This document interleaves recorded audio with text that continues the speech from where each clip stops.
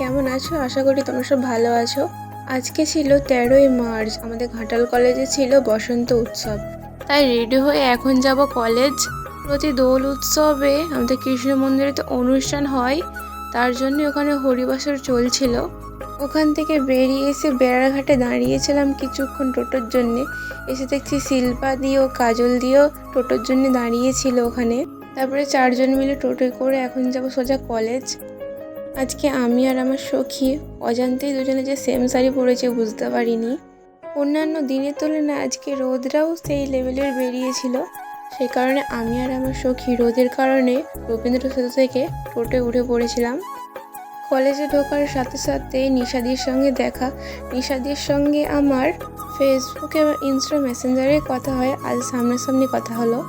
কলেজে গিয়ে আরও এক পেতনির সাথে দেখা হয়ে গেল।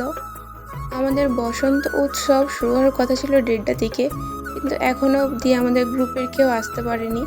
তারপর রুমাদের সঙ্গে একটু মজা করে নিচ্ছিলাম। তারপরে বান্ধবীর কুচিটা হঠাৎ করে খারাপ হয়ে গেল, তারপর কুচিটা সেট করে দিচ্ছিলাম। আজকে কলেজে 99%ই সব ইয়েলো কালারই শাড়ি পরে আসছে, বেশ ভালোই লাগছিল দেখতে। তারপর সবার আবির মাখা শুরু হয়ে গেল। বাড়ি থেকে যেহেতু তাড়াহুড়ো করে বেরিয়ে আসছিলাম, সেখানে আনতে মনে ছিল না, সেখানে ওখানে গিয়ে আবার 1 প্যাকেট আবির কিনে নিলাম। আজ এত গরম পড়েছে, আইসক্রিম না খেলে হয়, সে কারণে আমরা চলে গেছিলাম সিভিএস মলে। আইসক্রিম খেতে খেতে আবার চলে যাব কলেজের ভেতরে। গিয়ে দেখি প্রোগ্রাম শুরু হয়ে গেছে অলরেডি। আজ এত পরিমাণে রোদ ছিল, কেউ তো স্টেজের সামনে দাঁড়াচ্ছিলই না। গোটা কলেজ তন্ন তন্ন করে খোঁজার পর আমাদের পরম সুন্দরীকে খুঁজে পাচ্ছিলাম না আমরা।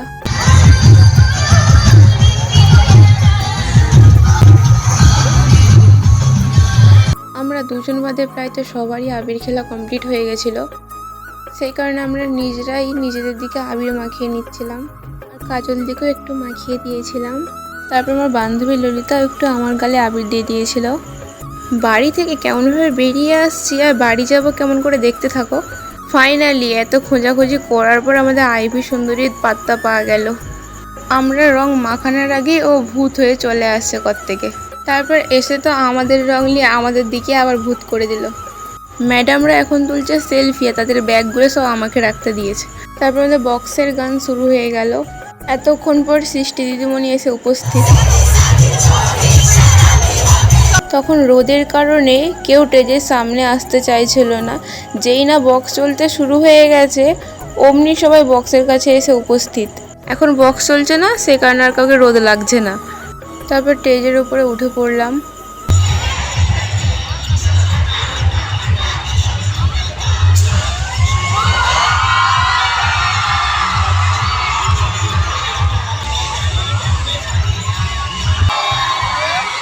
সব সিনিয়রদের ডান্স দেখে আমরাও আর নিজেদের দিকে ধরে রাখতে পারলাম না। প্রথমটা একটু কেমন কেমন লাগছিল, কারণ কলেজে আমাদের প্রথমবার বসন্ত উৎসব। তারপরে যখন আমাদের গ্রুপে প্রায় সবাই চলে আসলো, তারা সবাই বললো চল ডান্স করি। তারপরে সবাই মিলে চলে গেছিলাম একটু ডান্স করতে।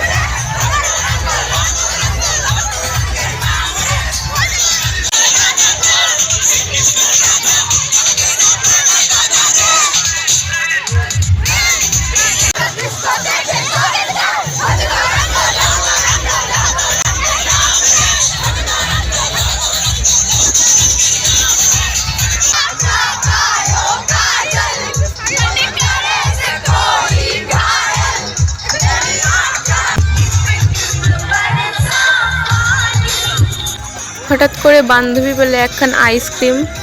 সব সিনিয়র দাদাগুলো আরে বিলি করছিল আইসক্রিম।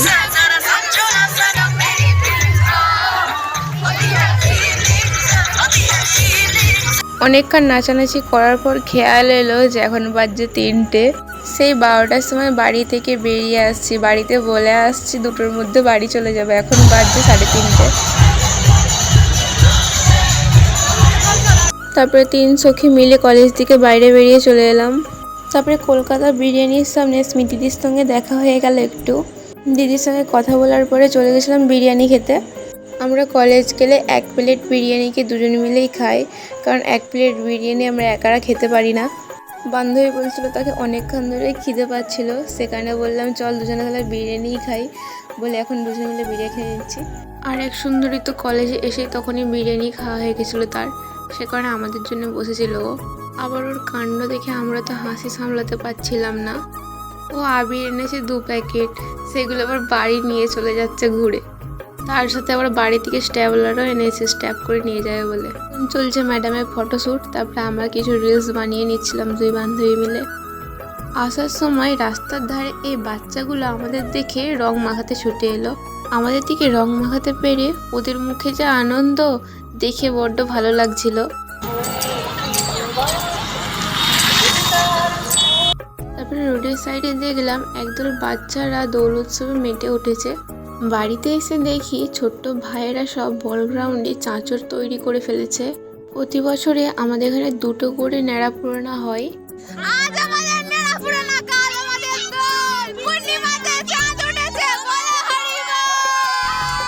একটা ছোট্ট বাচ্চারা বানায়, একটা বড় বড় দাদারা সব বানায়। ন্যাড়াগুলি পুরোনোর পর এতটা পরিমাণে আলো হয়, পুরো বল গ্রাউন্ড জুড়ে আলো হয়ে যায় দিনের বেলার মতন।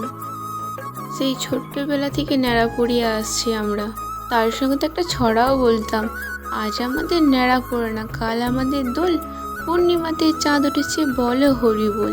আজ চাঁদটা কত সুন্দর লাগছে তাই না দেখতে। ন্যাড়া পড়ানোর শেষে এই যে সব ছাইগুলো উড়ছে, এগুলো সব ছোটোবেলায় ধরতাম, কে কোটা ধরতে পারে। এবার ছোট্ট ভাইদের নেড়াটা পুরানো চালু হলো। আজ আছি ভালো, কাল কী হবে জানা নেই, শুধু রয়ে যাবে এই ছোটো ছোটো সব স্মৃতিগুলো। আজকের ভিডিওটা এই পর্যন্ত। ভিডিওটা যদি ভালো লেগে থাকে লাইক কমেন্ট শেয়ার করুন। Tata guys.